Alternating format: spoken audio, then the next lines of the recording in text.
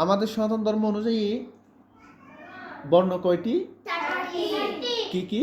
ব্রাহ্মণ, ক্ষত্রিয়, বৈশ্য, শূদ্র। এই 4 বর্ণের মধ্যে কারা শ্রেষ্ঠ? ব্রাহ্মণকে শ্রেষ্ঠ কি কারণে বলা হয়? তারা পূজা করে যে জন্য, শুধু পূজা করে যে জন্য না, যিনি ব্রহ্মজ্ঞান লাভ করেছেন তাকে ব্রাহ্মণ বলা হয়। শুধু আমাদের আমাদের সনাতন ধর্মে দেখা যায় ব্রাহ্মণ ঘরে জন্ম নিলে সেই শুধু ব্রাহ্মণ হয়, সেরকম না। ব্রাহ্মণের ঘরে যে জন্ম নেয় সেই শুধু ব্রাহ্মণ হয়ে যায় না। এই বর্ণটা হলো সমাজ ব্যবস্থার বৃত্তিমূলক ও গুণবাচক, মানুষের গুণবাচক। যে যে যার জ্ঞান যতটুকু, যার গুণ যতটুকু, সে সেই বর্ণের মধ্যে পড়ে।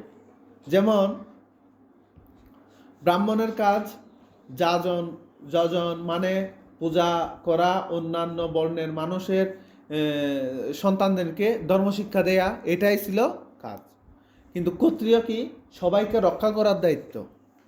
ঠিক আছে? বর্তমান দিনের মনে করো আর্মি, পুলিশ যারা আছে, ওরা এক প্রকারের ক্ষত্রিয় নাকি? তারপরে দেখো ওই বৈশ্যকারা, যারা ব্যবসায়ী, যাদের পেশা ব্যবসা বাণিজ্য, কৃষিকাজ, গরু পালন, মানে ব্যবসায়ী কাজে লিপ্ত, তারা হলো এক প্রকারের বৈশ্য।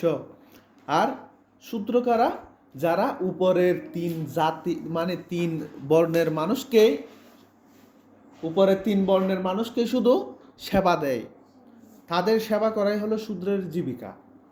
তো এখন এই বর্ণ ব্যবস্থাগুলো এখন এক সময় এমন পর্যায়ে হয়ে গেছিল, সেরা হয়ে গেছিল কারা? ব্রাহ্মণরাই।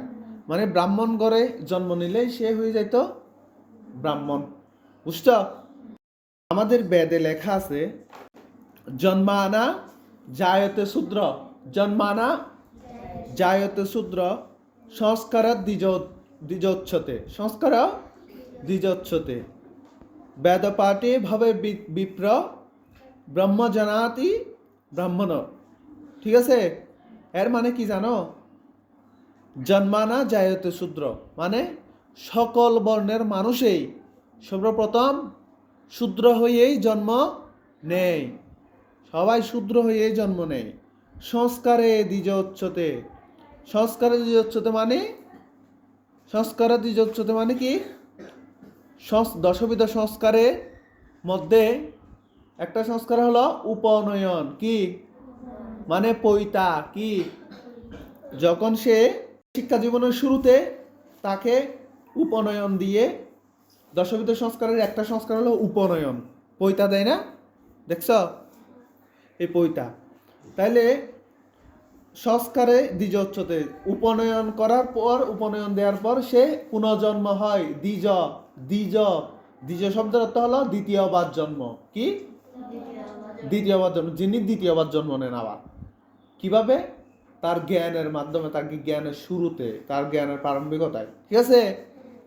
তাইলে সে যখন উপনয়ন পায়, শিক্ষা জীবনে শুরু হয়, তার দ্বিতীয় বলা হয় তাকে। কেন? সে দ্বিতীয়বার জন্ম নেয়। ঠিক আছে?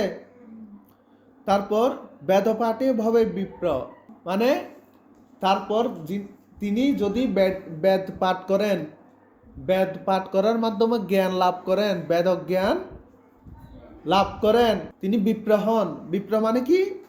জ্ঞানী। কি? বেদ পাঠ করে তখন তিনি বিপ্র হন, মানে জ্ঞানী হন। এবং তারপরে ব্রহ্মকে জানতে পারলে, ব্রহ্মকে, ব্রহ্ম চিন? সৃষ্টি, সৃষ্টির মূল, মানে আমরা এই পৃথিবী কিভাবে সৃষ্টি, কিভাবে তার পরিচালন, বুঝতে পারছো? তো এটা কি ধর্ম? কি আমাদের সনাতন ধর্মের?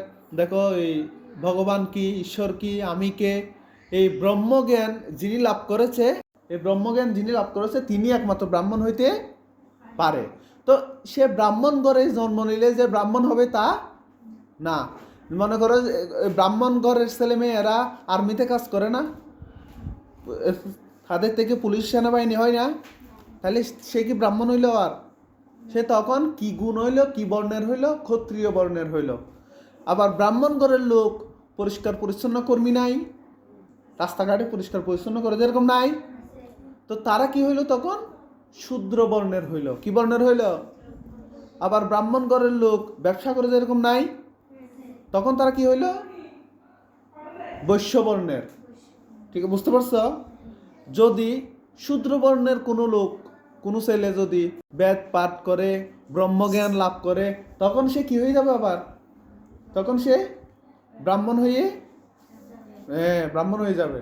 তো এখন ব্রাহ্মণ ক্ষত্রিয় এগুলো কোনো মানুষকে নির্দিষ্টভাবে বুঝায় না, ওদের মানুষের গুণকে বুঝায়। ঠিক আছে?